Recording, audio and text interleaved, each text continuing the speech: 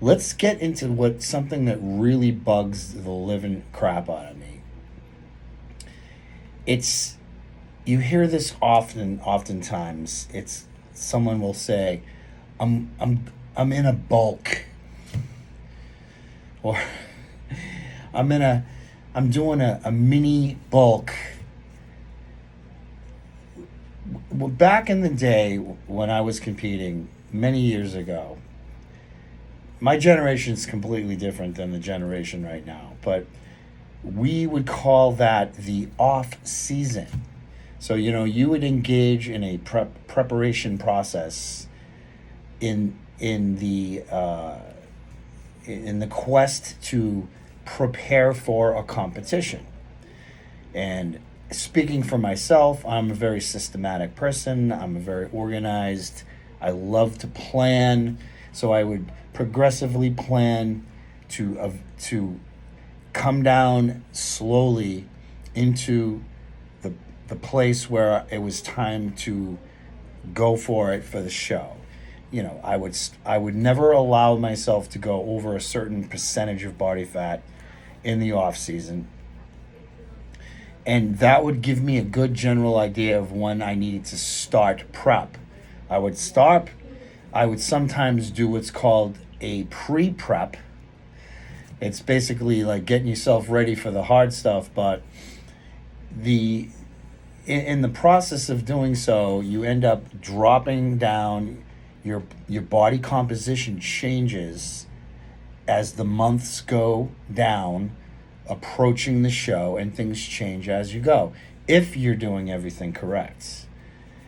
Now, then, if all goes well, you hit your goal, you get on stage, you kick ass, and so on. So then, after that whole process is over we didn't call it this back then, but what a very popular term or protocol nowadays, with at least within the last 15 years or so, is what's called reverse dieting, where you basically reverse yourself.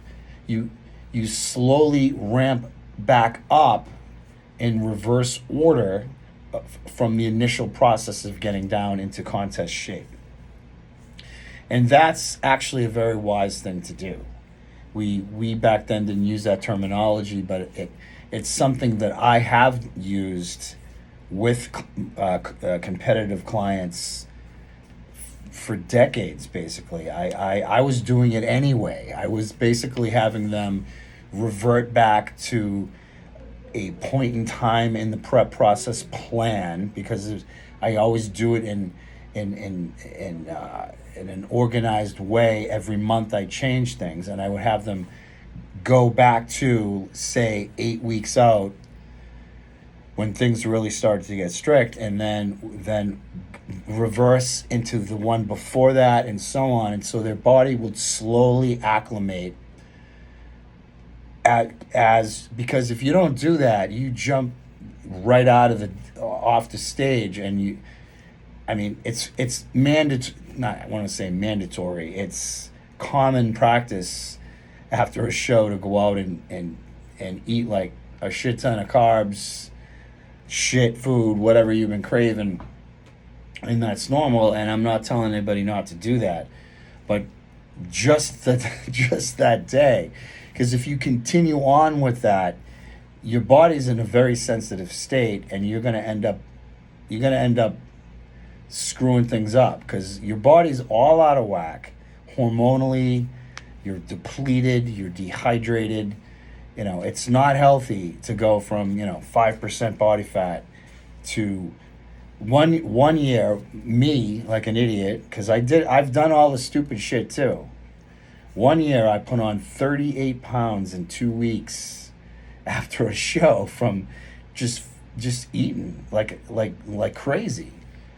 I was eating like a whole jar of peanut butter, a whole box of Pop Tarts, 5 or 6 protein bars every single night, like a jackass. And then I ended up getting really bad pitted edema in my ankles, which that's not a good sign.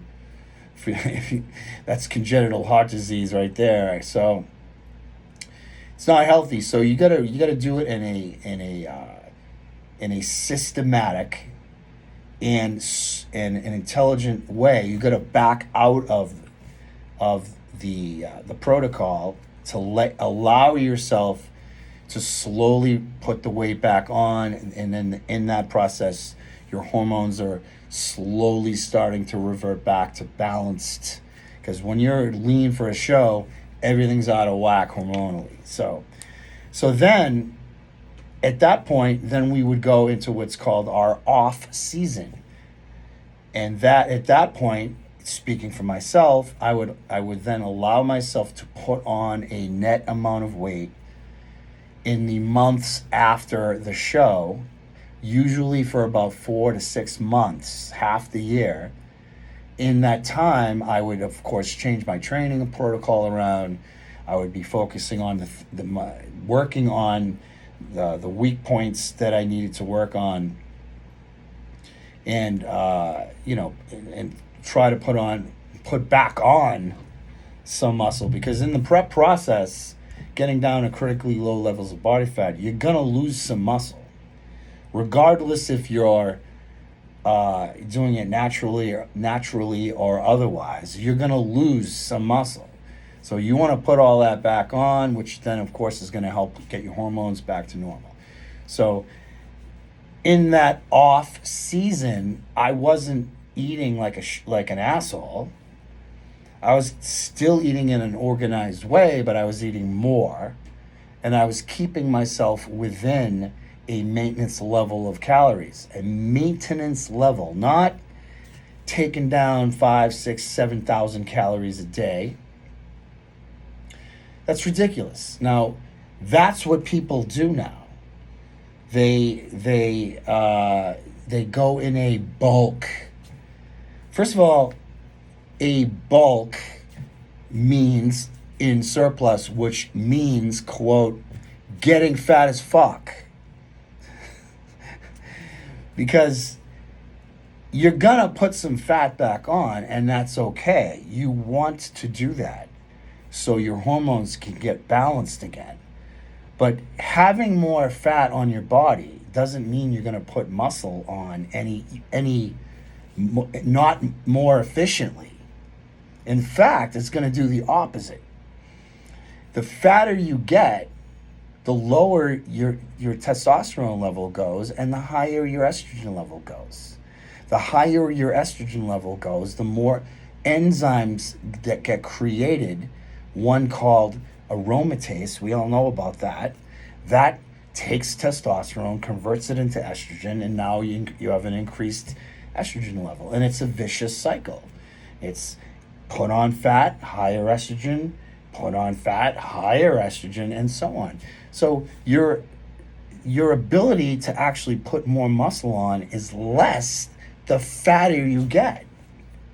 So getting all fat in the off season, blowing up 50, 60 pounds, and again, I did it myself. I know, I'm speaking from experience, will only hinder your progress. When you're in your 20s and even close to 30, I'm not going to say you can get away with it, but your hormones are a little bit more intact at that point. They haven't gone into the shitter yet, and they will. And so you can recover and get back into pre-prep and prep mode a little faster. Like back in the day, I would only keep myself like 15 pounds away from contest weight, and then I would know I need about 15 weeks of prep to slowly bring it down.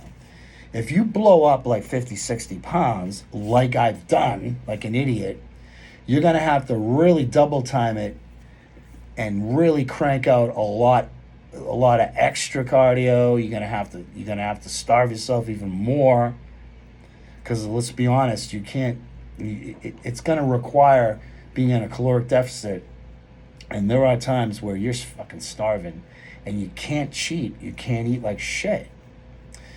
So what ends up happening is you end up overdoing it, and then you end up losing muscle in the process. And then by the time you get on stage, you might have hit the same weight that you hit the previous year, but you're stepping on stage with less muscle because you had to overdo it. So if you overdo it in the off season, you're gonna end up having to overdo it in the prep, and then you're gonna lose muscle, and that's counterproductive. That doesn't make any sense.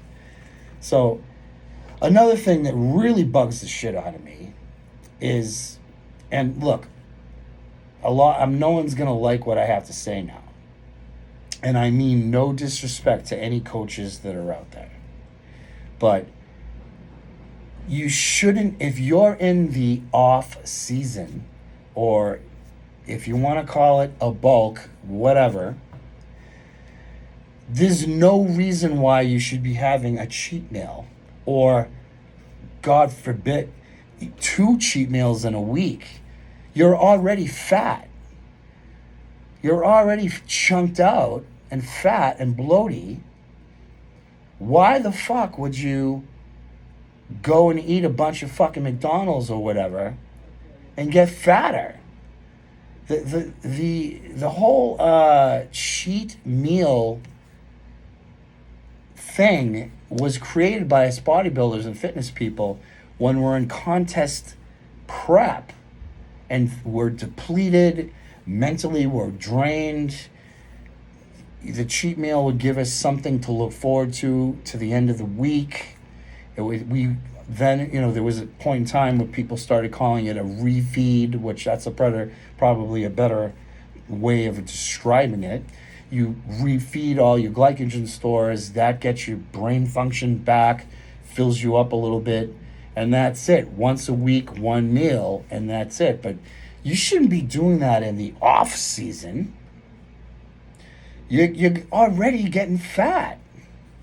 So, if you're in off season, what you really should do, if you're smart, is to stay at a maintenance level of calories, and in that particular number, calorically, your protein intake, your starchy carb intake, and your essential fat intake have to be in a particular ratio. And for that matter, I would keep it more balanced. I'd keep it more of a 40-40-20 ratio with carbs, protein, and fats, or be a little bit above maintenance. A little bit. When I say a little bit, I mean only like 2, maybe 300 calories above maintenance level. So for an example, let's just say when I'm putting my weight back on. So when I get my weight back up from this past prep, I'm going to get up to about 200 pounds. I usually compete around 180, 182-ish, okay? I'm going to keep my protein intake no more than like 200 grams of protein. Probably keep my carbs around 200 grams of starchy carbs, not vegetables, fibers, greens, and all that stuff. Starchy carbs like rice, pasta, potato, whatever carbohydrate you like. It's up to you. Oatmeal in the morning, whatever you want to do. And fats, I keep pretty much like low. Now, in prep, I keep fats really high, and I keep protein moderate, and I get a lot of veggies in the process. That's me. So being that my maintenance level of calories is in the off season at 200 pounds is usually around, because I work a long, crazy day here at the job, it's usually around like 3,100 calories, 3,000, give or take. So I'm not going to allow myself to eat more than 3,500 calories a day. That's it. Not 6,000 calories. And hell no, I'm not going to go and eat pizza or nachos on the weekend. I'm just going to eat more of good stuff. And if I do have a high calorie day, I more than likely won't go above like 3,800 calories. And that's a matter of like getting in an extra meal, basically. Not throwing down some fucking double whoppers with cheese and fries.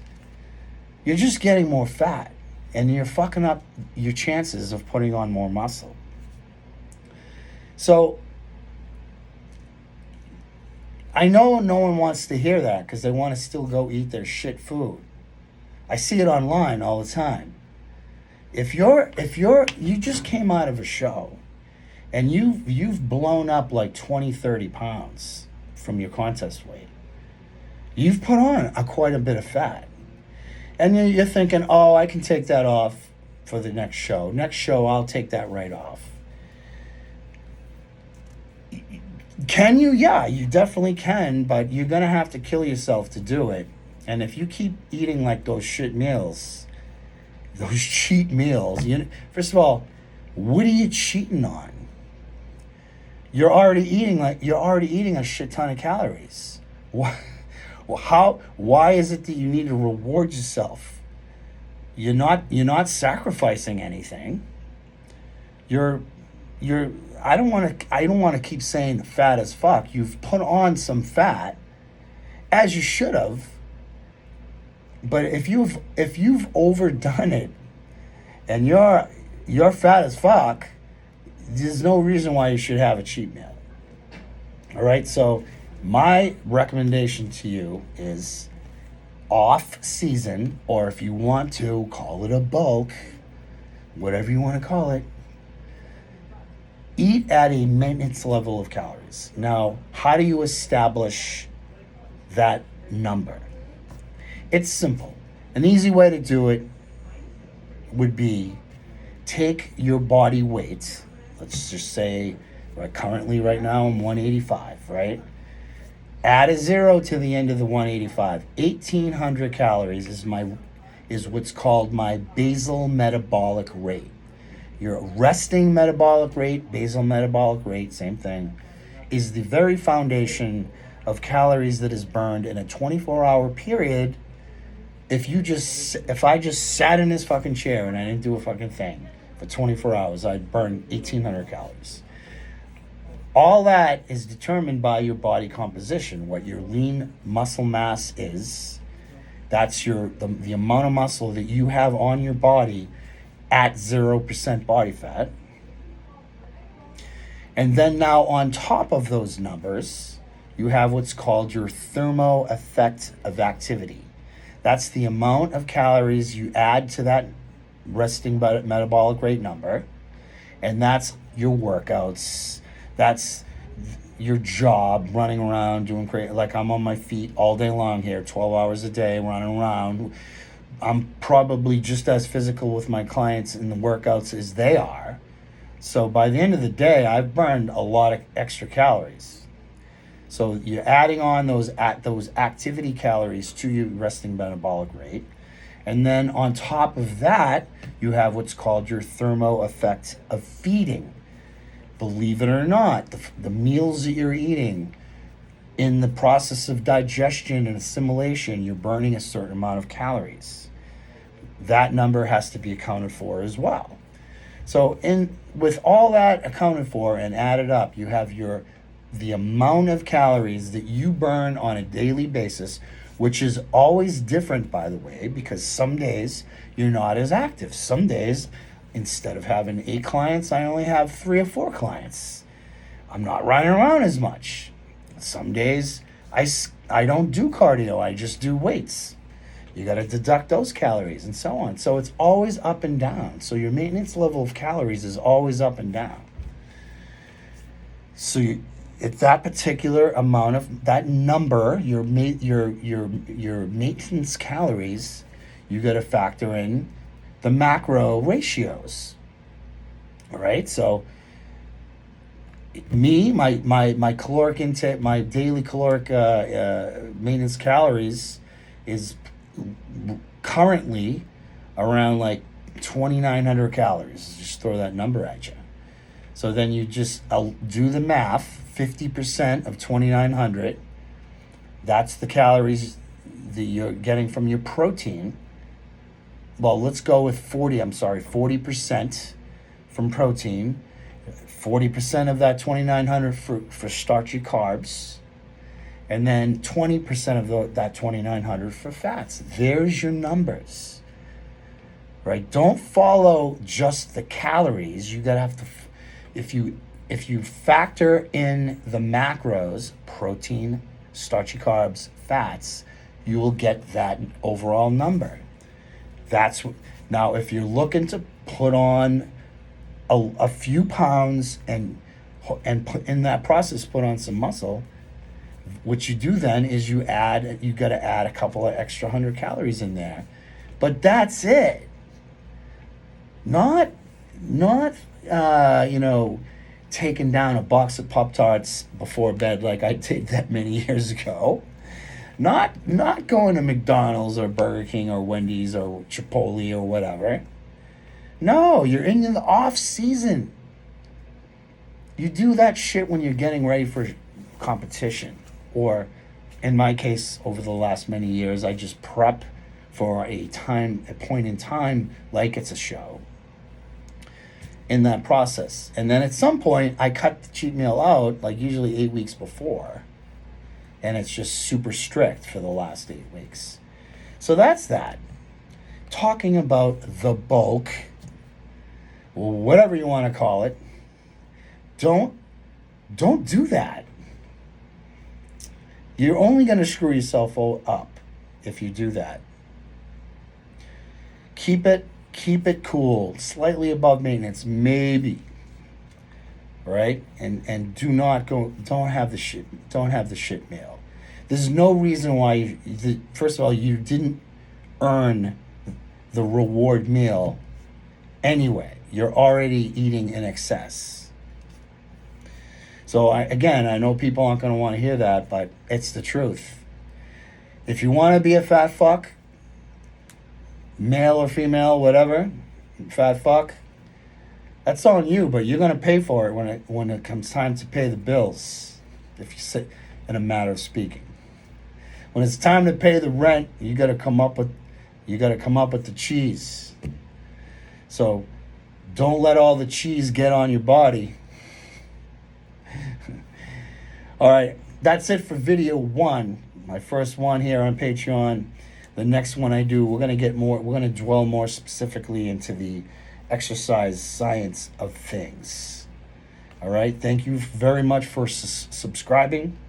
I'm going to do my best every month here to make things fun, informative, not boring, and so on.